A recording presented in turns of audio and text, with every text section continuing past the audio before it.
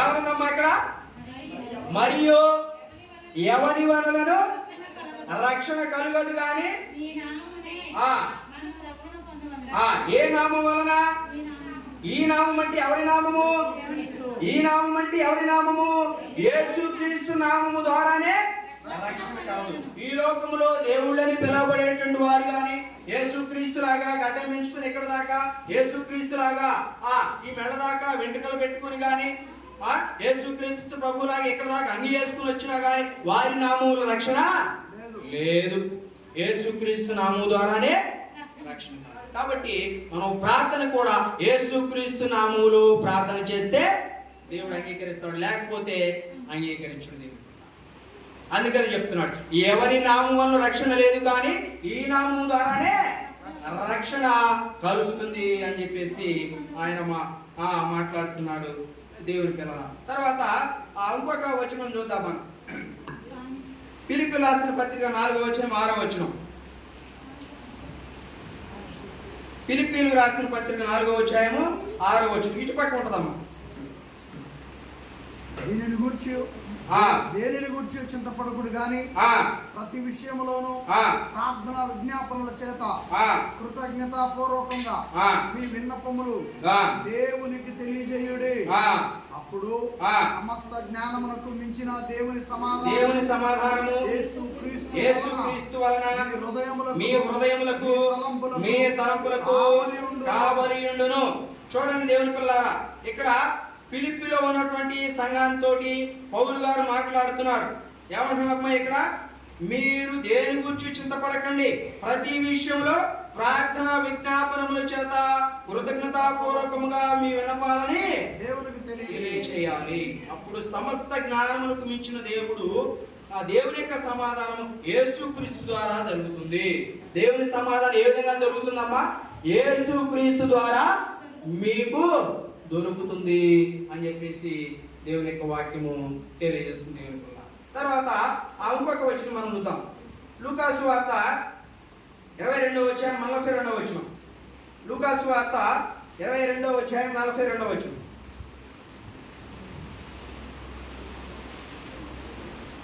ఇక్కడ యేసుక్రీస్తు వారు ప్రార్థన చేస్తున్నాడు. ఏమని ప్రార్థన చేస్తున్నాడమ్మా? తండ్రి, ఈ గిన్నె నా వద్ద నుండి తొలగించుటకు, తండ్రి ఈ గిన్నె నా యొద్ద నుండి తొలగించుటకు నీ చిత్తమైతే తొలగించుము. అయినను నా ఇష్టము కాదు నీ చిత్తమే సిద్ధించును గాక అని ప్రార్థించును. ఎవరికి ప్రార్థన చేశారమ్మా ఇక్కడ? యేసుక్రీస్తు ప్రభువారు తండ్రి అయిన దేవునికి ప్రార్థన చేస్తాడు. ఎవరి ప్రార్థన చేశాడు? తండ్రి, ఈ గిన్నె నీ యొద్ద నుంచి తొలగించుము, నీ చిత్తమైతే తొలగించుము, లేకపోతే లేదని చెప్పేసి ప్రార్థన చేశాడు. కాబట్టి యేసుక్రీస్తు ప్రభువారు సైతము తండ్రికి ప్రార్థన చేశాడు. ఇంకొకసారి కూడా ప్రార్థన చేసి ఎవరు ప్రార్థన చేశారంటే తన పక్కన ఉన్నటువంటి ఇరుగురు దొంగలను గురించి ఆయన ప్రార్థన చేస్తాడు. తండ్రి, వీరు ఏమి చేస్తున్నారు వీరికి తెలియదు, దయతో వీళ్ళని క్షమించమని యేసుక్రీస్తు ప్రభువారు ప్రార్థన చేస్తాడు దేవునికి. కాబట్టి మనం ప్రార్థన ఏ విధంగా చేయాలంటే ముందుగా దేవునికి కృతజ్ఞతాస్తుతులు చెల్లించాలి. ముందుగా ఫస్ట్ వన్ దేవునికి కృతజ్ఞతాస్తుతులు చెల్లించాలి. ఇందాక మనం చదువుకున్నాం యేసుక్రీస్తు వారి శిష్యులకు నేర్పిన ప్రార్థనలో దేవా నీ యొక్క నామము మహిమపరచబడును గాక అని చెప్పేసి ఆయన కృతజ్ఞతాస్తుతులు చెల్లించిన తర్వాత యేసుక్రీస్తు నామములో మనకు ఉన్నటువంటి అవసరతలు అక్కరతలు అన్ని అడిగిన తర్వాత ఇవన్నీ మీ కుమారుడును యేసుక్రీస్తు ప్రభువు అయినటువంటి ఆయన నామములో అడుగుచున్నాము తండ్రి అని ప్రార్థన చేయాలి దేవుని పిల్ల. ఆ విధంగా ప్రార్థన చేయకుండా అయ్యాలా మన వాళ్ళు అనేకమైనటువంటి భాషలతో ప్రార్థన చేస్తున్నారు. తండ్రిని తీసుకొచ్చి యేసుక్రీస్తులు కలుపుతున్నారు, యేసుక్రీస్తుని తీసుకొచ్చి తండ్రులు కలుపుతున్నారు, పరిశుద్ధాత్మను తీసుకొచ్చి కలుపుతున్నారు. రకరకాలుగా గలిబిలి చేస్తున్నారు, కలిపి చెరిపెడి వారిలాగా చేస్తున్నారు దేవుని పిల్ల. ఆ విధంగా చేయవచ్చా? చేయకూడదు. ఆ విధంగా చేస్తే దేవుడు మన ప్రార్థన ఆలకిస్తాడా? ఆలకించండి దేవుడు. కాబట్టి అలాగుని చేయకూడదు. అదేవిధంగా మన ప్రార్థన ఇంకా ఏ విధంగా ఉండాలంటే మనకి ప్రార్థన తగ్గింపు స్వభావం కలిగి ఉండాలి. అయ్యో నేను బాప్తిస్మం పొంది 20 సంవత్సరాలు అవుతుంది, అసలు పాస్టర్ గారిని నేర్చుకొచ్చింది నేను ఏం చెప్పినా అదే జరుగుద్ది అని చెప్పేసి విధంగా అహంతో ప్రార్థన చేయకూడదు. మనల్ని మనం తగ్గించుకోవాలి. దేవుని యొక్క వాక్యం ఏమని సెలవిస్తుందంటే తనను తాను తగ్గించుకుని వాడు హెచ్చింపబడును అని చెప్పేసి ప్రార్థన చేస్తారు. అయితే బైబిల్ గ్రంథంలో ఇద్దరు వ్యక్తులు ఉన్నారు, ఇద్దరు ప్రార్థన చేస్తారు. ఎవరు వాళ్ళు తెలుసమ్మా? ఎవరెవరు? సుంకరి. ఏ విధంగా ప్రార్థన వాళ్ళ గురించి ఒకసారి మనం చూద్దాం. ఇదే లూకాసు వార్త అనుకుంటా 18వ అధ్యాయం 11 నుంచి వీళ్ళు ఏ విధంగా ప్రార్థన చేశారమ్మా? పరిసైడు నిలవబడి చోరులను వ్యభిచారులనైనా ఇతర మనుషులనైనను ఈ సొంకరి వలెనను ఉండనందుకు నీకు కృతజ్ఞతాస్తుతులు చెల్లించున్నాను. వారమునకు 2 మార్లు ఉపవాసం చేయించు నా సంపాదనంతట్లో 10వ వంతు చెల్లించున్నానని తనలో తాను ప్రార్థించునేను. అయితే సుంకరి దూరముగా నిల్చుండి ఆకాశం వైపు కనులెత్తుకైను ధైర్యము చాలక రొమ్ము కొట్టుకొనుచు దేవా పాపినైన నన్ను కరుణించుమని పలికెను. అతని కంటే ఇతడు నీతిమంతుడిగా తీర్చబడి తన ఇంటికి వెళ్ళనని మీతో చెప్పుచున్నాను. తన్ను తాను హెచ్చించుకుని వాడు తనను తాను తగ్గించుకుని వాడు హెచ్చింపబడునని చెప్పాను. చూడండి దేవుని పిల్ల, ఇక్కడ ఇద్దరు వ్యక్తులు ఏమని ప్రార్థన చేశారంటే చూడండి. పరిసైడ్ అయితే నిలబడి దేవా నేను చోరులను అన్యాయస్తులను వ్యభిచారులను ఇతర మనుషుల వలె నేను లేను, చివరికి ఈ సొంకర వలె కూడా నేను లేను అంటున్నాడు. ఎవరు ప్రార్థన చేస్తున్నాడు? విమర్శిస్తున్నాడు. ఇతరులను విమర్శించవచ్చా? మనం విమర్శించడానికి మనం ఎవరమో? మనం మానవ మాత్రం. దేవుడైతే రోమిలకు రాసిన పత్రికలో చెప్తాడు, దేవుడైతే నీతిమంతుల మీదను అనీతిమంతుల మీదను కూడా తన యొక్క నీతి సూర్యుని ఉదయింపజేస్తున్నాడా లేదమ్మా? చేస్తున్నాడా? ఉదయాన్నే లేచి చూసేసరికి 6:30-7 గంటలకి సూర్యుడు మన ఇంటి మీద మాత్రమే ఉదయిస్తున్నాడా? మన బజార్లో మాత్రమే ఉదయిస్తున్నాడా? లేదు, ప్రపంచం అంతా కూడా సూర్యుడు ఉదయిస్తున్నాడు. మంచివారి మీద, చెడ్డవారి మీద, దేవుని పిల్లల మీదను, దేవుని పిల్లలుగా లేనటువంటి వాళ్ళ అందరి మీద కూడా దేవుడు తన నీతి సూర్యుని ఉదయింపజేస్తాడు. మనమైతే పార్షియాలిటీ చూపిస్తాం. దేవుని పిల్లల మయుండి కూడా క్రైస్తవులు కూడా ఆ పార్షియాలిటీ చూపిస్తారు, విమర్శలు చూపిస్తారు. ఉన్నటువంటిది లేనటువంటిది తారతమ్యాలు చూపిస్తాం అన్నమాట. అయ్యో నేను ఆయనలాగా లేను, నేనులాగా లేను, ఆమెలాగా చేయటం లేదు, ఎవలాగా చేయటం లేదంటే నువ్వేం చేస్తున్నావు? దేవుని యొక్క వాక్యం సెలవిస్తుంది, నీ కంట్లో ఉన్నటువంటి నలుసును చూడకుండా ఎదుటివారి కంట్లో దూరాన్ని చూస్తామంట దేవుడు. అలాగే మనలో క్రైస్తవులు ఉండకూడదు, మనమే హెచ్చరించుకోవాలన్నమాట. మనం ప్రార్థన చేసేటప్పుడు కూడా ఆ విధంగా ఉంటాం. ఇక్కడ పరిసయుడు ఏమని ప్రార్థన చేస్తున్నాడు? అయ్యా వాళ్ళలాగా అన్యాయం చేయట్లేదు, నేను వాళ్ళలాగా వ్యభిచారం చేయట్లేదు, వాళ్ళలాగా నేను ఇతర మనుషులాగా నేను లేను. నేను ప్రతి ఆదివారము ఎక్కువగా చందా ఇచ్చేది ఎవరై అంటే నేనే. ముందు భాగాన్ని ఇచ్చేది కూడా నేనే. బైబిల్ క్లాసులు పెట్టినప్పుడల్లా కూడా నేనే ఎక్కువగా ఇచ్చేది. అనేక విషయాల్లో కూడా నేనే అన్నీ చేస్తున్నాను కాబట్టి నన్ను తీసివేసి ప్రార్థన చేస్తున్నాడు పరిస్థితి. సొంకర ఏ విధంగా ప్రార్థన చేశాడమ్మా?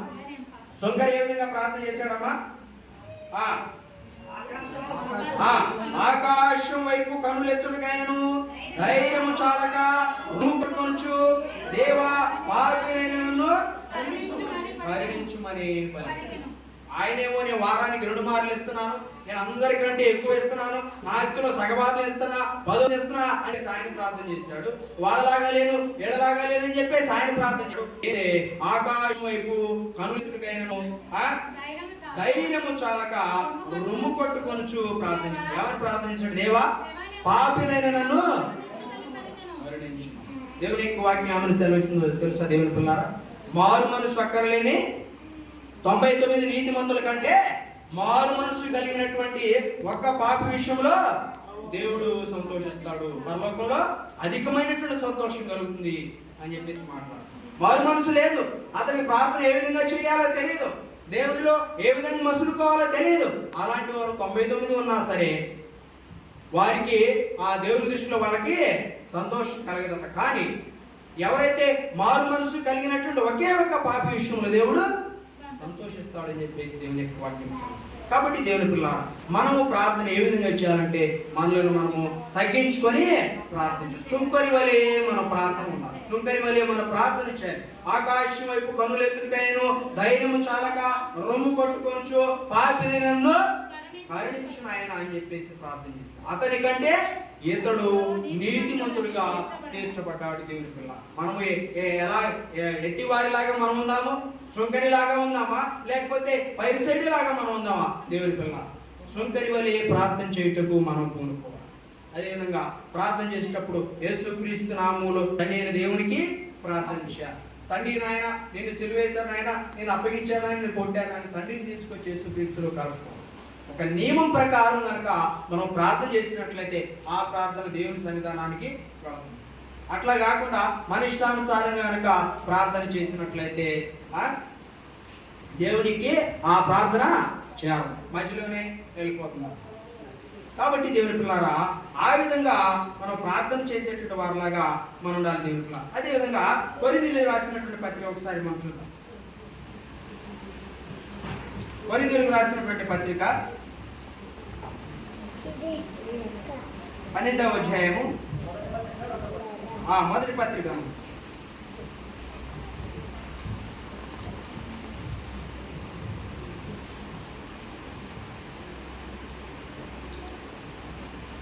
మొదటి పత్రిక 13వ అధ్యాయం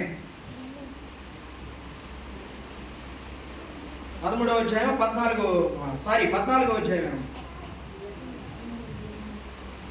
14వ అధ్యాయం మొదటి నుంచి చదవడం. ప్రేమ కలిగి ఉండుటకు ప్రయాసపడుడి, ఆత్మ సంబంధ వరములకు ఆసక్తితో ఆపేక్షించుడి, విశేషముగా మీరు ప్రవచన వరం ఆపేక్షించుడి. ఎందుకనగా భాషతో మాట్లాడు మనుషులతో కాదు, దేవునితో మాట్లాడుచున్నాడు. మనుషుడు ఎవరు అట్టిపడు గాని వాడు ఆత్మ వలన మర్మను పలుకుచున్నాడు. క్షేమాభివృద్ధి, హెచ్చరికయు, ఆదరణయు కలుగునట్లు మాట్లాడుచున్నాడు.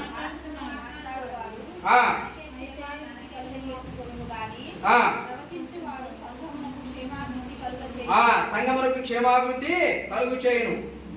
మీరందరూ భాషలతో మాట్లాడవని కోరుచున్నాను కానీ మీరు ప్రవచింపాలని మరి విశేషంగా కోరుచున్నాను. మరి విశేషం సంగము క్షేమాభివృద్ధి పొంది నిమిత్తము భాషలతో మాట్లాడువాడు అర్థము చెప్పితేనే కానీ వాని కంటే ప్రవచించువాడే శ్రేష్ఠుడు. ఎవరుందమ్మా ఇక్కడ? మనము భాషలు మాట్లాడినా, ఏది చేసినా, ప్రవచించినా, ఏది వచ్చినా కానీ సంఘము క్షేమాభివృద్ధి చెందాలి. అంటే సంఘానికి మనం ఏం చెప్తున్నామో వాళ్ళకి ఏమర్థం అవుతుందో ఖచ్చితంగా తెలియాలి. ఆ విధంగా తెలియకుండా, అర్థం తెలియకుండా మనం ఎన్ని భాషలు మాట్లాడినా ఏమి చేసినా ఉపయోగం ఏమి కూడా లేదు దేవుని పిల్ల. కాబట్టి మనం ప్రార్థన చేయనప్పుడు భాషలతో మాట్లాడడం అనేటువంటిది ఇంపార్టెంట్ ఏమాత్రం కూడా కాదు అని చెప్పేసి దేవుని యొక్క వాక్యము బోధిస్తుంది దేవుని పిల్ల. తర్వాత ఇదే 13వ అధ్యాయంలో 13వ అధ్యాయము 2వ వచనం చివరి భాగం నుంచి కొండలను పెక్కిరింపగల పరిపూర్ణ విశ్వాసం గలవాడైన ప్రేమ లేని వాడనైతే నేను వెతుడను. పేదల పోషణ కొరకు నా ఆస్తి ఎంత ఇచ్చినను, కాల్చబడుటకు నా శరీరము అప్పగించినను, ప్రేమ లేని వాడనైతే నాకు ప్రయోజనమేమీ లేదు. అంతేనమ్మా. ప్రేమ లేకుండా, నీకు తగ్గింపు జీవితం లేకుండా, నువ్వు భాషలో మాట్లాడినా, పేదలకు నీ ఆస్తి రాసి ఇచ్చినా, ఇందాక పరిసరుడు ప్రార్థన చేసినట్లుగా 10వ వంతు ఇచ్చినా, ఏది చేసినా ఉపయోగము కూడా లేదు. కాబట్టి మనం ప్రార్థన చేసినప్పుడు ఒక నియమం ప్రకారం, ఒక ప్రణాళిక ప్రకారం మనం దేవునికి యేసుక్రీస్తు నామములో ప్రార్థించినట్లయితే ఆ ప్రార్థన దేవుడు అంగీకరిస్తాడు. ఇంకో క్వశ్చన్ చూద్దాం. 14వ అధ్యాయం ఒక మాట చెప్తున్నాడు. 14వ అధ్యాయం 19వ వచనం. అయినను సంఘములలో భాషతో మాటలు పలుకుట కంటే ఇతరులకు బోధకన్నట్లు నా మనసుతో 5 మాటలు పలుకుట మేలు. ఏమన్నాడమ్మా ఇక్కడ? భాషలతో మాట్లాడమన్నాడా? నువ్వు 10,000 భాషలు మాట్లాడటం కంటే బోధకుల నిమిత్తము, ఇతరులకు అర్థమయ్యే నిమిత్తము మనసుతో 5 మాటలు మాట్లాడితే అంతే కదమ్మా. కాబట్టి ఇవాళ ప్రార్థన చేసిన విషయాల్లో మనం గమనించినట్లయితే చాలా మంది అనేక విధాలుగా ఆ ప్రార్థన చేసుకొని కలిపి చెరిపిడి వారిలాగా ప్రార్థన చేస్తున్నారు. ప్రార్థన మనం గమనించినట్లయితే దేవుడు ఎన్నో గొప్ప గొప్ప విషయాలు ఇచ్చాడు. దేవుడు ప్రార్థన చేసినప్పుడు ఏలియా ప్రార్థన చేస్తే ఏం జరిగిందమ్మా? ఏలియా ప్రార్థన చేస్తే ఏం జరిగింది? వర్షము పడజాలకున్నట్లు ఏలియా ప్రార్థన చేస్తే వర్షం పడలేదు. మళ్ళా వర్షం పడాలని ప్రార్థన చేసినప్పుడు మరలా భూమి మొలకెత్తింది, వర్షాలు పడినట్లుగా మనం చూస్తుంది. అదేవిధంగా యేసుక్రీస్తు వారు కూడా ప్రార్థన చేశాడు. ఎందుకు ప్రార్థన చేశాడు యేసుక్రీస్తు వారు? అపవాదిని జయించడానికి యేసుక్రీస్తు ప్రభు వారు ప్రార్థన చేశాడు. కాబట్టి ప్రార్థనలో ఇన్ని రకాల వ్యత్యాసాలు ఉన్నాయి దేవుడు. కాబట్టి మనం ప్రార్థన చేయనప్పుడు ఇంకోటి ఏం చేయాలంటే మనము అవి దొరికినమని నమ్మాలి. విశ్వాసం కలిగి ప్రార్థించాలి, నమ్మకం కలిగి మనం ప్రార్థించాలి. ఏదో నామకే వాస్తులాగా ఏదో రోజు చేస్తున్నాముగా డైలీ వచ్చే సీరియల్ లాగా మనం ప్రార్థన చేస్తే కుదరదు. కాబట్టి ఇన్ని విధాలుగా మనం ప్రార్థించాలి. కాబట్టి ఉదయం నుంచి మనం గమనించినట్లయితే దేవునికి మనం ఏ విధంగా ప్రార్థించాలి? ఎడతెగగా ప్రార్థించాలి. అన్ని విషయాలందు ప్రార్థించాలి. అన్ని విషయాలలో మనం ప్రార్థన చేయాలి. భాషలతో మాట్లాడి కాదు మనం ప్రార్థన చేసేది. వేషధారులు ప్రార్థనలాగా ఉండకూడదు. అన్ని చెరువులో వచ్చుకున్నట్లుగా వ్యర్థమైన మాటలు మనం వచ్చింపకూడదు. విస్తారమైన మాటల్లో దోషం ఉండక మానదక మన యొక్క ప్రార్థన ఏ విధంగా ఉండాలంటే కొద్దిగా ఉండాలి. మేము మద్రాసులో ట్రైనింగ్ చేసేటప్పుడు మా సత్యం కూడా కొన్ని రోజులు ట్రైనింగ్ చేశాడు మా దగ్గర. మాకు 2:30 ఏమో ట్రైన్ ఉంటుంది అన్నమాట. మన ఆంధ్ర వచ్చేది ట్రైన్ అన్నమాట. 2:30 ఉంటే మన అక్కడ స్కూల్ ఆఫ్ టీచింగ్ అక్కడ ప్రార్థన చేయమని చెప్పి ఒక పాస్టర్ గారికి ఇస్తే ఆయన ప్రార్థన చేసి 2:43 కూడా అయిందన్నమాట. అందుకని ఆయన మేము రైలు పోయే ప్రార్థన చేసిండు. ఆయన రైలు పోయి ఇంకేమైనా రేపు పోతామని చెప్పి ఆయన. కాబట్టి ఆ విధంగా సమయాన్ని కూడా దృష్టిలో పెట్టుకోవాలి. ప్రార్థన చేసేటప్పుడు ఏమా ప్రార్థన చేసేటప్పుడు సమయాన్ని కూడా దృష్టిలో పెట్టుకోవాలి. సమయాన్ని కూడా దృష్టిలో పెట్టుకొని మనం ప్రార్థించాలి. ఎవరికైనా అవకాశం ఇచ్చినప్పుడు ప్రార్థన చేయమని చెప్పినప్పుడు కొద్ది మాటలతో కొద్ది నిమిషాలు మాత్రం మనం ప్రార్థన సమయాన్ని బట్టి కోలతను బట్టి కూడా ప్రార్థించాలి. కాబట్టి వేషధారులాగా మనం ప్రార్థన చేయకూడదు. వ్యర్థమైన మాటలు వచ్చించే వారిలాగా మనం ప్రార్థన చేయకూడదు. పరిసైడు ప్రార్థనలాగా మనం ప్రార్థన చేయకూడదు. భాషలో మాట్లాడుతూ మనం ప్రార్థన చేయకూడదు. కాబట్టి ప్రార్థన దేవునికి అంగీకారయోగ్యంగా ఉండాలంటే దేవునికి అర్థమైనటువంటి రీతిగా దేవుని చిత్తానుసారంగా మనం ప్రార్థించాలి. కొంతమంది ఇందాక మళ్ళీ చెప్పుకున్నాం కూడా ఏడుస్తూ మనం ప్రార్థించాం. ఎప్పుడు ఏడ్చేట వాళ్ళ దేవుడు ఎప్పుడు ఏడవమని చెప్పాడు మనందరినీ కూడా? ఏడవమని చెప్పాల. భర్త ఏడుస్తూ ప్రార్థన చేస్తే భర్త ఇంట్లో ప్రార్థన పంపిస్తారమ్మా?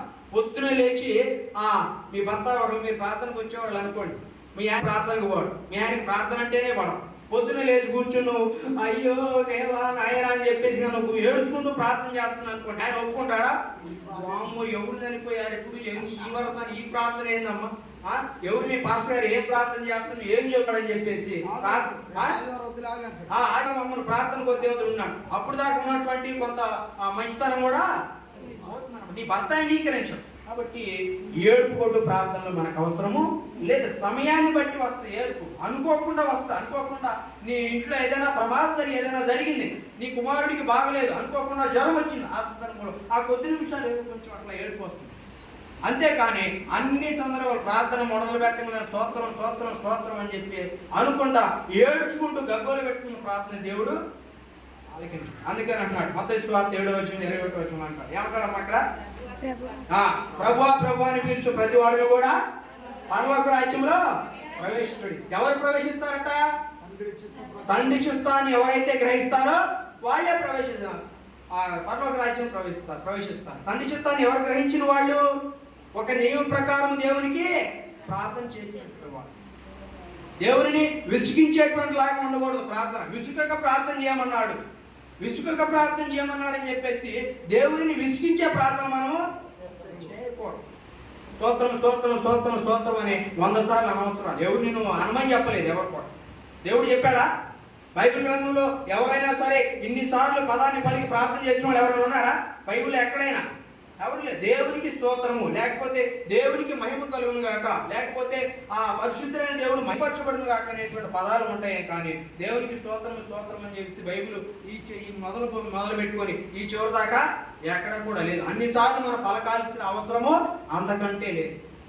ఇంకొక విషయం ఏంటంటే, ప్రార్థన చేసేటప్పుడు మరలా ఒకసారి నెమరు వేసుకోండి. ప్రార్థన చేసేటప్పుడు ఒకళ్ళు మాత్రమే ప్రార్థించండి. ఒకళ్ళు ప్రార్థన చేసేటప్పుడు మిగతా వాళ్ళందరూ కూడా సైలెంట్గా ఉండాలి. అంతేకాదు నేను ప్రార్థన చేసేటప్పుడు మీరందరూ కూడా అవును ప్రభా అది జరగాలి ప్రభా, అట్లా జరగాల్సిందే ప్రభా, ఆయన అంతే చేసింది ప్రభా అంటే కుదురుద్దామా? అలా చేయకూడదు. దేవునికి అర్థం కాదు, కన్ఫ్యూజ్ అయింది. ప్రార్థన మీ అందరి నిమిత్తము నేను చేస్తున్నా, మీ అందరూ కూడా నన్ను ఫాలో అవ్వాలి, సైలెంట్గా ఉండాలి. నేను చేసిన ప్రార్థన మీరు వినాలి. మీ అందరి కోసం కూడా నేను ప్రార్థన చేస్తా. ఒకవేళ మీకు ఏమైనా అవసరతలు ఉన్నాయి అనుకోండి, నాకు చెప్పాలి. లేకపోతే మీ పాస్టర్ గారు సత్యం గారికి చెప్పాలి. అయ్యా మా అబ్బాయి గురించి ప్రార్థన చేయి, మా ఆయన గురించి ప్రార్థన చేయి, నాకు అవసరం ఉందో ప్రార్థన చేయి, నాకు ఇబ్బంది ఉంది ప్రార్థన చెప్పినప్పుడు మీ గురించి కూడా ఆయనే ప్రార్థిస్తారు. కాబట్టి అవన్నీ అడిగిన తర్వాత ఇవన్నీ కూడా యేసుక్రీస్తు నామములో అడుగుచున్నాము తండ్రి అని ఆమేన్ అన్నప్పుడు, ఆమేనని ఎవరు అనాలి? ఎవరు అనాలి? ఆమేనని ప్రార్థన చేస్తే నేను ఒక్కడే అనాలా? మీరు కూడా అనాలా? మీరు అనాలి. మీరు అందరూ కూడా ఆమేనని అంటేనే మీరు కూడా ఆయన ప్రార్థనని అంగీకరించినట్లు. నువ్వు అనలేదు అనుకోండి, నువ్వు ప్రార్థనని అంగీకరించలా, నువ్వు ప్రార్థన లేనట్టు, దేవునికి నీ ప్రార్థన నువ్వు చేసినట్లు కాదు. కాబట్టి ఆమేనని అందరూ అన్నట్లయితే అలాగున జరుగుగా. కానీ దేవుడు అన్నీ కూడా మన విశ్వాస జీవితంలో, మన కుటుంబాల్లో దేవుడు దయచేయునుగా కానీ అర్థం. కాబట్టి ప్రార్థన చేయడంలో ఇన్ని వ్యత్యాసాలు ఉన్నాయి. కాబట్టి ఇవన్నీ కూడా తెలుసుకుని మనం దేవునికి ప్రార్థన చేసినట్లయితే దేవుడు మన ప్రార్థన ఆలకిస్తాడు. ఇందాక మనం చదువుకున్న రీతిగా ఆ దేవుని గ్రంథంలో అనేకమైనటువంటి భక్తులు దేవునికి ప్రార్థన చేసి పొందారన్నమాట. అబ్రహాము దేవునికి ప్రార్థన చేసి సంతానాన్ని పొందినట్లుగా మనం చూస్తాం. ఇస్సాకు ప్రార్థన చేసి దేవునికి మేలని పొందారు. ద్వారా తండ్రి అయినటువంటి దేవునికి మనం ప్రార్థన చేయాలి. అన్ని కలిపి చెడిపోయిన వాళ్ళ గలిబిలిగా అన్ని జనులు ఆ వ్యర్థమైన మాటలు వచ్చేస్తున్నట్లుగా మనం వచించుకోవడం. బుర్రకథ చెప్పేవాడు, హరికథ చెప్పేవాడు ఏ విధంగా చెప్తాడు? మామూలుగా చెప్తాడా? మామూలుగా నిల్చున్నట్లు అప్ప చెప్పినట్టు చెప్తాడమ్మా? చెప్పడం. వాడు ఏదో పద్యాల రూపంలోనో పాటల రూపంలోనో జనాల్ని మెప్పించడానికో ఒప్పించడానికి ఏదేదో చేస్తుంటాడు. అలాగా మనం చేయాల్సిన అవసరం ఎంత మాత్రం కూడా లేదు. మన దేవుడు అల్లరికి కర్త కాడు, మన దేవుడు సమాధానమునకే కర్త అన్నమాట. కాబట్టి మనకి దేవునికి ఆ సంబంధం, మంచి సంబంధం కలిగి ఉండాలంటే, గుడ్ కమ్యూనికేషన్ కలిగి ఉండాలంటే ఏం చేయాలి? మనం చేసిన ప్రార్థన కూడా దేవుడు ఆలకించేదిలాగా ఉండాలి. మన యొక్క ప్రార్థన దేవుడికి వినబడేట్లాగా ఉండాలి. రక్షించనేరకినట్లు యెహోవా హస్తము కొరచకాలేదు అంటాడు యెషయా గ్రంథంలో. రక్షింపనేరకినట్లు యెహోవా హస్తం కొరచైద్దా? కాదు. ఆయన దేవుడు సర్వాంతర్యామైన. మనం రక్షించాలంటే రక్షించలేడా?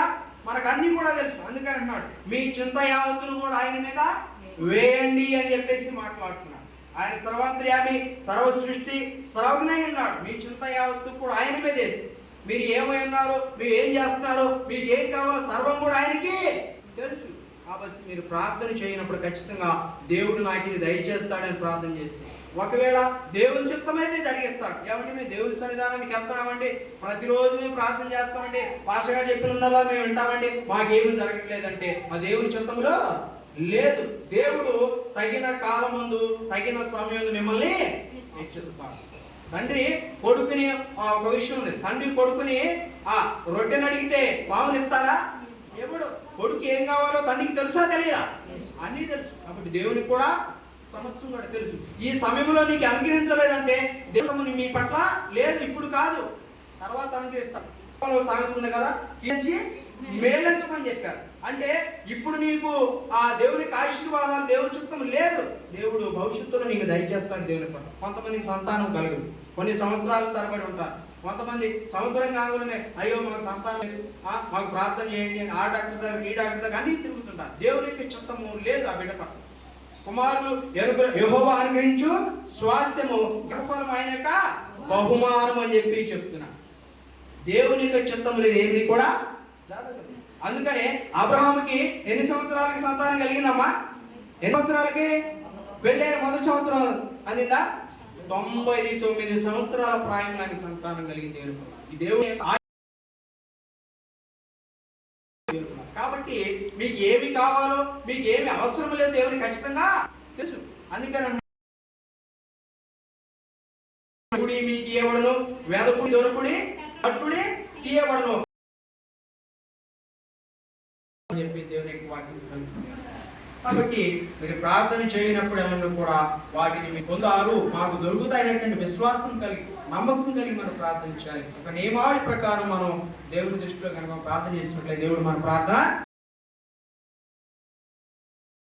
ప్రార్థన కూర్చున్న విషయాలు మీరు అందరూ కూడా తెలుసుకొని మీరు దేవుళ్ళు ఇంకా ఎదగాలని మీ అందరికి కూడా మనం చేస్తాం. దీని గురించి ఇంకేమైనా ప్రశ్నలు ఉన్నట్లయితే అడగండి, లేకపోతే నాకు చెప్పడానికి ప్రయత్నం చేస్తాం. దేవుని చిత్తం అయితే మరలా ఇంకొక సందర్భం మరి ఒకసారి నాకు అవకాశం ఇచ్చినట్లయితే మరి వచ్చి దేవునికి ప్రకటించడానికి ప్రయత్నం చేస్తాను. ఇంతసేపు కూడా ఆ శ్రద్ధ కలిగి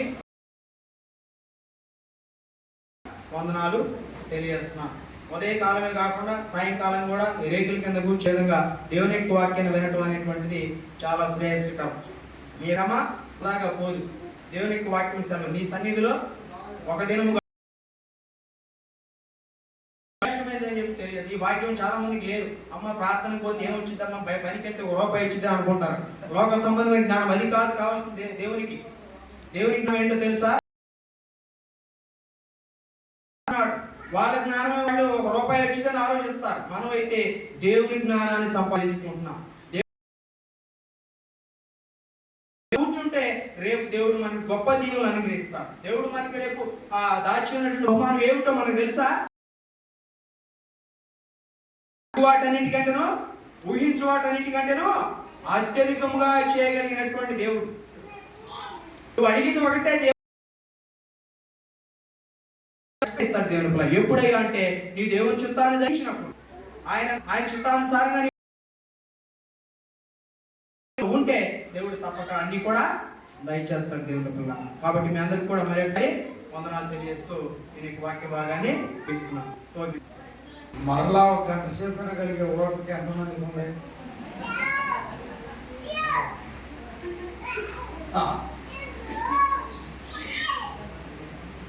లేదా ఏ నిర్ణయమైనా మన శరీర కొరకై తీసుకోదు క్రీస్తు సంభవం. మనం చూసాం కదా, వారు మంచి చూపిస్తూ సమాధానం యేసుక్రీస్తు ద్వారా దేవుని సమాధానం మన తలంపులకు, మన హృదయానికి. కాబట్టి మనము లోకంలో ఉన్నటువంటి వాళ్ళమైతే ఇదే మీటింగ్ని ఒక మ్యూజిక్, ఒక పక్క అద్భుతమైనటువంటి విధానాలు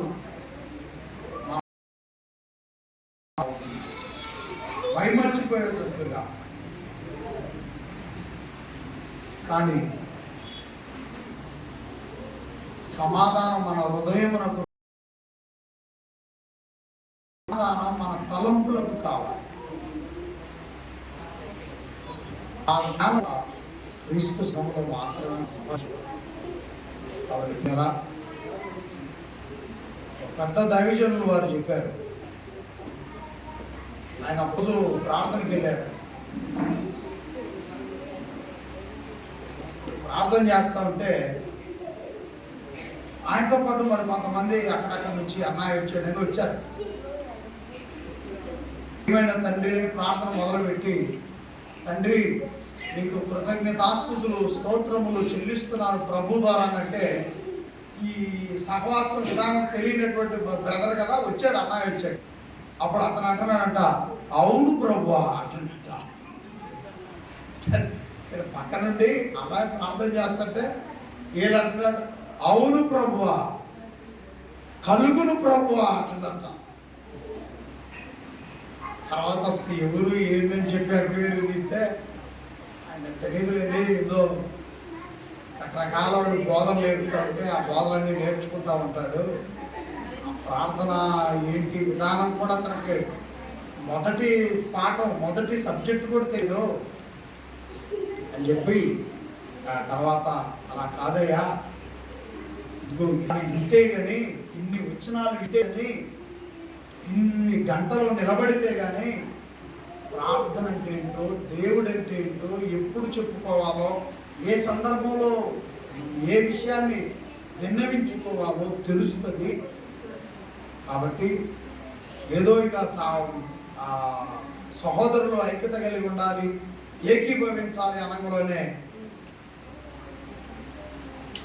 తెలియనట్టు ప్రతిదానికి అవును ప్రభువా, కాదు ప్రభు అని అనకూడదు అని చెప్పి తర్వాత అసత్యంలో ఉన్నటువంటి వ్యక్తిని ఇలా మంచి రెఫరెన్స్ చూపించి వాక్యం నేర్పించి సత్యంలోనికి తీసుకొచ్చారు. అంతకుముందు ఎక్కడికి వెళ్ళేవాడు, ప్రేయర్కి వెళ్ళేవాడు.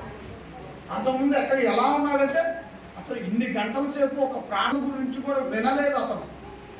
నమ్మాడు, ఎవరో చెబుతుంటే విన్నాడు, యేసు ప్రభు నమ్మాడు, వెళ్ళాడు. ఎప్పటి నుంచో వెళ్తున్నాడంట ప్రార్థన. కానీ అలాంటి వ్యక్తిని తీసుకొచ్చి మరలా కూర్చోబెట్టి పూర్తిగా చక్కగా రెఫరెన్స్లు అన్ని ఆధారాలు చూపించి, అయ్యా ఇది ఇలా చేయాలి ప్రార్థన అంటే అని చెప్పి నేర్పి ఇప్పుడు క్రీస్తు సంఘంలో సత్యవాక్యమందు మంచి నడిపింపులో కొనసాగుతున్నాడు సోదరు. ఆవిడ పిల్లరా, మన వద్దకు ఒకరిని తీసుకొచ్చి మన దేవునికి మన మాట్లాడి లోకంలో టీవీలో అన్న చెప్పినట్టుగా ఇందాక చెప్పాడు అన్న, టీవీ ఆన్ చేయగలోనే బ్రహ్మాండమైనటువంటి ఆకర్షణ మ్యూజిక్తో ఆకర్షణ, పాటలతో ఆకర్షణ, గొంతులతో ఆకర్షణ, స్వరాలతో ఆకర్షణ, లైటింగ్లతో ఆకర్షణ, ఏమండి రకరకాల పదజాలాలతో ఆకర్షణ. టీవీ ఆన్ చేస్తే, యూట్యూబ్ ఆన్ చేస్తే ఒక్కొక్క వీడియోకి వ్యూస్ లక్షల్లో ఉంటున్నాయి. కొత్తగా నువ్వు యూట్యూబ్ ఛానల్ యూట్యూబ్ ఆన్ చేస్తే సరే ఇక వాళ్ళే వచ్చి పడుతున్నారు, ముందు వాళ్ళు కనపడుతున్నారు వచ్చి. కాబట్టి పిల్లరా, ఇదిగో నిజమైన సత్యవాక్యము ఇలా అడవుల్లో ఉండిపోయింది అంటున్నారా? నిజమైన సత్యవాక్యము ఇలా అడవుల్లో ఉండిపోయింది. దేవుడికి ఇష్టము లేనిది ప్రపంచాన్ని చుట్టి వేస్తాం. మనం లోకస్వార్త 21వ అధ్యాయంలో చూసాం కదా, నా నామం పేరిట అనేక మంది మీ వద్దకి వస్తారు, మీరు వారి వెంబడి పోమాకండి ప్రభు. ఇంతకాలము సరైనటువంటి జ్ఞానము నీకు దక్కింది, ఇక్కడుండి సగౌరవంగా ఇక్కడ ఉన్న వాళ్ళలో ఒక్కరిని కూడా మేము మోసగించలేదని ఖచ్చితంగా చెప్పగలం. మేము ఎవరిని మోసగించలేదు. ఎందుకని ఇలా చెప్పగలుగుతున్నా చెప్పా, అన్న ఎలాగైతే ఉదయం నుండి ఇప్పటి వరకు సత్యము లేఖనము చెబుతూ ఇప్పటి వరకు బోధించాడో, ఈ సేవ ప్రారంభం నుంచి కూడా పిల్లరా ఎవరిని కూడా బైబిల్లో ఉన్న వాళ్ళని అనేది ఎప్పుడు కూడా లేదు, ఇంకా ఎన్నటికీ ఉండదు, ఏనాటికి రాదు.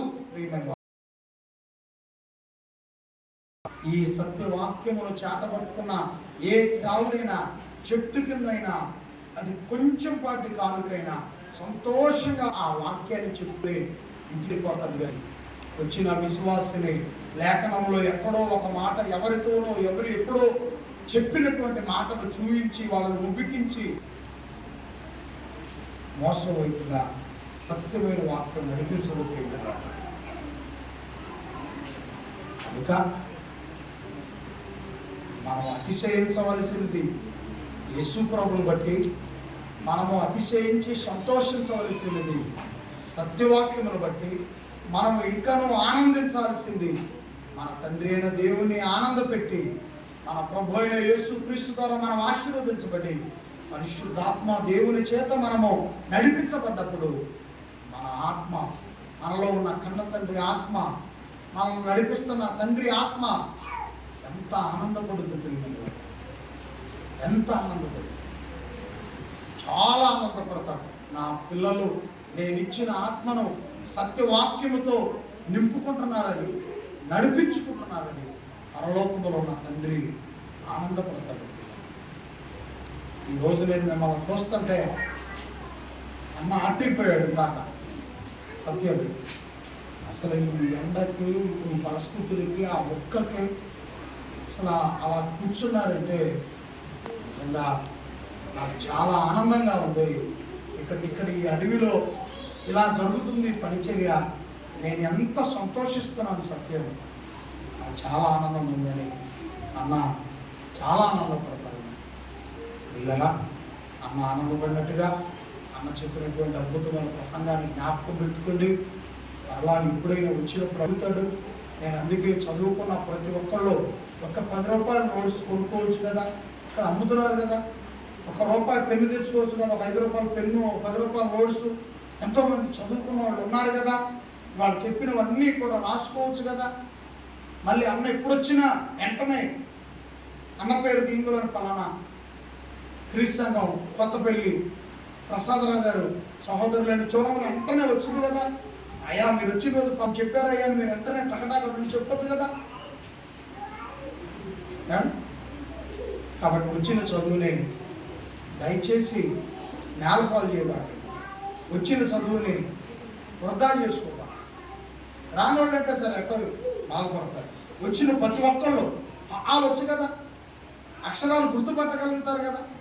ప్రతి ఒక్కళ్ళు కూడా దయచేసి పెన్ను నోట్స్ తెచ్చుకోవాలి. చక్కగా ఆత్మీయంగా ఎదగాలి ప్రతి ఒక్కళ్ళు కూడా. ఆశీర్వాదం. మరి ఇంత మంచి సంఘం కన్న తండ్రి గురించి, మన ప్రభు అయిన యేసు వారి సిలువలో మన కొరకు చేసిన త్యాగం గురించి, మన తండ్రి మనకిచ్చిన ఉచితమైన జీవితం, ఊపిరి ఉచితంగా ఇచ్చాడు. అదే నూనె ప్యాకెటాలు కొనుక్కోవాలనుకోండి, ఈ పిల్లలతో ఈ కుటుంబమే అమ్మో ఈ నూనె ప్యాకెటాలు ఊపిరి కొనుక్కోవటం అయితే అసలు ఈ సమాజం ఉంటుందా? కాబట్టి తండ్రి ఊపిరి ఉచితంగా ఇచ్చాడు.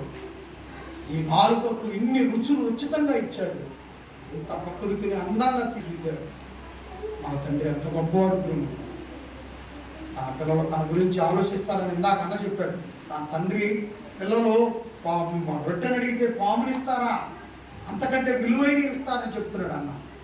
అంటే మన తండ్రి పరలోకంలో నీ గురించి నా గురించి ఆలోచిస్తూ మనకు నాలుకనిచ్చి, నా పిల్లలకు నాలుగిచ్చాడు. అనేక రకాల రుచులు కూడా ఇవ్వాలని నీవు నేను అడగక ముందే ఈ సృష్టిలో నాకు ఆ సాంబార్లో ఎన్ని రకాల కాయలు వేసారు. ఏ కాయ రుచి ఆ కాయ తగ్గుతుంది, ఏ కాయ తిన్నా ఆ కాయ రుచి అనిపిస్తుంది. ఒకే నాలుగు ఏ కాయ తిన్నా కూడా ఆ సాంబార్లో ఆ టేస్ట్, ఆ ఫ్లేవరే. ఎంత గొప్ప, ఎంత గొప్ప ఆ తల్లి, ఎంత గొప్ప. ఆయన కోసం మనం ఏమి కూర్చొని ఆ తండ్రి మాటలు విని నీ హృదయంలో ఆ తండ్రిని మహిమపరిస్తే ఆయనకు వెలకట్టుగా ఆనందం అండి. నా పిల్లలు నన్ను ఈ ఎండలో ఈ ఒక్కలో కూడా నా పిల్లలు ఆ మాటలు వింటున్నారు. వాళ్ళు నా పిల్లలు ఆనందం. యేసు వైపు చూస్తారు తండ్రి. కుడిపాసం యేసుప్రభు ఈరోజు కూర్చొని ఉన్నారు. యేసు వైపు చూస్తారు తండ్రి. నువ్వు వెళ్ళి నువ్వు సిలువలో నువ్వు కార్చిన రక్తం, నువ్వు పెట్టిన ప్రాణం, ఈరోజు నా పిల్లలు ఎంతో మంది నా దగ్గరకు తీసుకొచ్చావని యేసును చూసి తండ్రి ఆనందపడతాడు. అలా పరలోకం నుండి కన్న తండ్రి భూమి మీద ఉన్న పరిశుద్ధాత్మ వారిని చూస్తాడు. ఆయన చూసి ఆనందపడతాడు తండ్రి. ఎంతమంది పిల్లలు ఈరోజు 300-400 రూపాయలు కూలికి పోనివ్వకుండా అందరినీ వారి హృదయంలో ఉండి మందిరం వైపు నడిపించావు. మందిరం దగ్గర తీసుకొచ్చి నా మాటలు తప్పు చేశాడు ఆ పిల్లలని. పరిశుద్ధాత్మ దేవుని చూసి అంత ఆనందపడతాడు యేసు. యేసు ప్రభు చేసినటువంటి త్యాగాన్ని బట్టి తండ్రి ఎంత ఆనందపడతాడు. పరిశుద్ధాత్మ చేస్తున్న త్యాగాన్ని బట్టి ఎంత ఆనందపడతాడు తండ్రి. చాలా ప్రేమమయుడు, పిచ్చండి మనం అంటే, మన దేవునికి పిచ్చి మనం అంటే. కాబట్టి ఆ ప్రేమను గుర్తెరిగి అపారమైనటువంటి జ్ఞానాన్ని సంపాదించుకుంటాడు. తండ్రికి ఇష్టమైన వారిగా చెప్పబడిన ప్రతి లేఖనాన్ని అర్థం చేసుకొని ఎలా ఎవరితో ఎక్కడ ఎలా ప్రార్థన చేయాలని తెలుసుకొని ఏది పడితే అది ప్రార్థనలో మోకరించి గబగబా ఏదో మనం బోర్లో నీళ్లు డ్రమ్ములో పడితే చిచ్చేస్తే పడిపోయి డగనము పడిపోతుంది. ఆ మాదిరిని ప్రార్థన కాకుండా అమ్మ చెప్పినటువంటి విధానాన్ని చక్కగా నేర్చుకోండి. ఈ రోజు నుంచి ఆ క్రమమైన ప్రార్థన ప్రారంభించి మంచి సంఘములు, మంచి సాకారులుగా కుటుంబాలు ఆశీర్వాదకరంగా ఉండాలని కోరుకుంటూ ఇంత మంచి సంగతులు సందేశం అన్న ఓపికతో బోధిస్తూ ఉన్నాడు. చెమట వస్తూ ఉంది, బోధిస్తూ ఉన్నాడు. నాకు బాధేస్తూ ఉంది. దేవా ఏం చేస్తుంటే కరెంట్ ఇచ్చు అయ్యా, కానీ బయట ఒక్కరో కూడా గాలి లేదు. కానీ ఏదో రోజు దేవుడు సేవకుల్లో చూసిన ఆ కష్టానికి దేవుడు ఖచ్చితంగా ఏదో ఒక మార్గం ఏర్పాటు చేస్తాడు. మరొక పర్యాయం వచ్చేసరికి కొన్ని అద్భుతమైనటువంటి అవకాశాలు దేవుడు కల్పించాలని కోరుకుంటున్నాం. మరి ఇంత మంచి సంగతులు బోధించినటువంటి అన్నగారికి చాలా విలువైనటువంటి సమయం, దూరం నుంచి ప్రయాణం చేస్తూ వచ్చి గొప్ప సంగతులు తెలియజేసినటువంటి అన్నగారికి నా తరపున, నా కుటుంబ తరపున, సంఘం తరపున ప్రత్యేకమైనటువంటి వందనములు తెలియజేస్తా ఉన్నాను. Thank you. చివరి ప్రార్థన చేసుకున్నాం. మోకరించి చివరి ప్రార్థన చేసుకుని మనము ఈరోజు గురించి సెలవు తీసుకున్నాం. మన మధ్యలో ఉన్నటువంటి దైవజనులు ప్రసాదరావు గారు చివరి ప్రార్థన చేస్తారు. మనము సెలవు తీసుకుంటాం.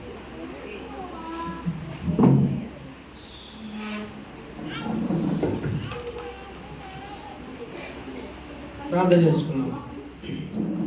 ప్రార్థన.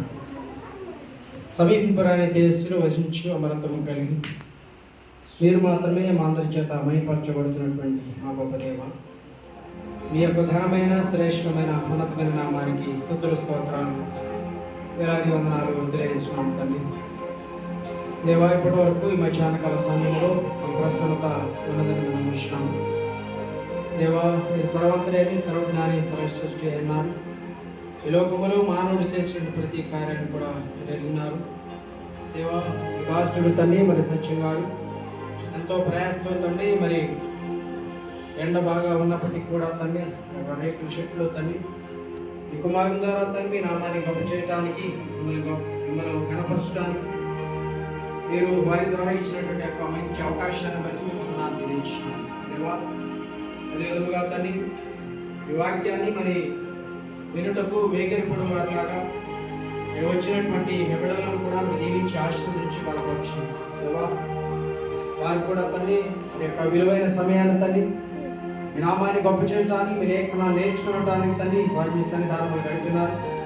దేవా, మీ చిత్తమైతే వారికి అంతకంత రెట్టింపు దీవెనలు వారికి మీరు అనుగ్రహించండి. దేవా, చేరి వచ్చిన ప్రతి ఒక్కరు కూడా మీరు దీవించి ఆశీర్వదించి బలపరచమైతే మీ కుమారుని కూర్చున్నటువంటి రక్షణ సంకల్పాన్ని ఇంకను అనేక మంది బిడ్డలు గుర్తెరిగి తండ్రి మీ కుమారునికి సంఘంలోనికి రావడానికి మీ బిడ్డలకు కావలసినటువంటి మారు మనసును కలిగించండి. దేవా, మీ బిడ్డలో ఉన్నటువంటి ఆశగా తండ్రి ఇంకనూ 30 60 100 మీరు ఫలింపించండి. ఎవరి చిత్తమైతే ఇక్కడ పనిచేస్తున్నట్టు మీ దాసులు తండ్రి మరి సత్యంగా మీరు దీవించండి, ఆశీర్వదించండి, బలపరచండి. చిత్తమైతే ఆయన ప్రేమించి మీరు ఇచ్చిన భార్య మీ బిడ్డలను కూడా మీరు దీవించండి. ఎవరి బిడ్డలు దూరం చదువుతున్నప్పుడు మీ కాపుదలను అనుగ్రహించండి, క్షేమాన్ని భద్రతను అనుగ్రహించండి, మీకు కావలసినటువంటి మేళ్లను మీరు అనుగ్రహించండి, మీ కృపలో వద్దులు ఇచ్చేమని. దేవా, ఇంకను ప్రార్థనలు ఏకీపించిన ప్రతి బిడ్డలతో ప్రార్థన బలపరచండి. వారి కుటుంబాలను వారు చేస్తున్న పనిపాట్ల మీద తోడ్పాటు మీరు అనుగ్రహించండి. చిన్న బిడ్డలు వినియించండి, మీ కృపలో ఉద్యోగులు ఇచ్చండి. చదువుతున్న బిడ్డలతో ప్రార్థన చేస్తున్నాం, ఆశీర్వదించండి. దేవా, ఇంకా ఎవరైతే బిడ్డలు మా గురించి ప్రార్థన చేయమని చెప్పినారు మేము ఎరిగినాం, మీరు ఎరిగినారు, ఉచితమైతే వారందరితో ప్రార్థించడం బలపరచండి. మీకు కావలసినటువంటి అవసరతలు వాక్యతలు మీరు ఎరిగినారు, మీ చిత్తమైతే వారికి కావలసినటువంటి సకల విధానం వెళ్ళిన ఆశీర్వాదాలు మీరు దాయించండి. దేవా, ఇంకా ఎందరైతే బిడ్డలు హాస్పిటల్లో రోగులుగా ఉంటూ ఉన్నారు, దేవా, అనేకమైన వ్యాధి బాధల చేత ఇబ్బంది పడుతున్నారు, మీరు ఎరిగినారు, చిత్తమైతే అటు వారందరితో ప్రార్థన బలపరచండి, ఆశీర్వదించండి. మీకు కావలసిన శాంతిని, సమాధానం మీరు దాయించండి, ఆరోగ్యాన్ని మీరు దాయించండి. చిత్తమైతే నీలేశ్వరపాలెం గ్రామాన్ని మీరు దీవించండి, గ్రామంలో ఉన్న ప్రతి కుటుంబాన్ని దీవించి ఆశీర్వించి బలపరచమని. చిత్తమైతే అందరూ వారు మనసు పొంది మీ కుమారునికి రాజ్యంలోకి రావడానికి కావాల్సిన జ్ఞానాన్ని, వివేకాన్ని మీరు దయచేయమని. ఏవైతే ప్రయాసతో మీ పని జరిగిస్తున్నట్టు మీ దాసులను కూడా మీరు దీవించి బలపరచమని. రాకపోకలేదు మరి ఆర్థిక సంబంధ విషయాలు, ఆత్మ సంబంధ విషయాలు మీ తోడ్పాటు మీరు అనుగ్రహించి వారికి అవసరమైనటువంటి అక్కడ కలిగినటువంటి ఏవో మీరు ఎరిగినారు మీ చిత్తమైతే సమస్యను మేళని మీరు దయచేయమని, చిత్తమైతే మా కుటుంబాన్ని కూడా మీరు దీవించి బలపరచమని, అదేవిధంగా దేవా మేము అడిగినవి అడుగుట్లో మరిచినవి కూడా మీరు మాకు దయచేయమని సమస్తం మీ చేతులుగా అప్పించుకోండి.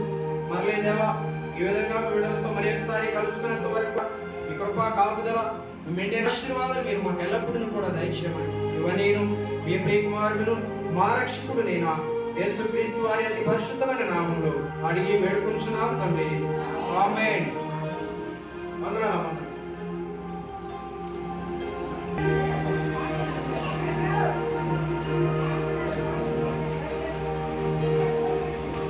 మన తండ్రి యొక్క దీవెనలో మన ప్రభు అయిన యేసుక్రీస్తు వారి సహాయము, పరిశుద్ధాత్మ వారి యొక్క ఆదరణ మనందరితో ఉండుగాక.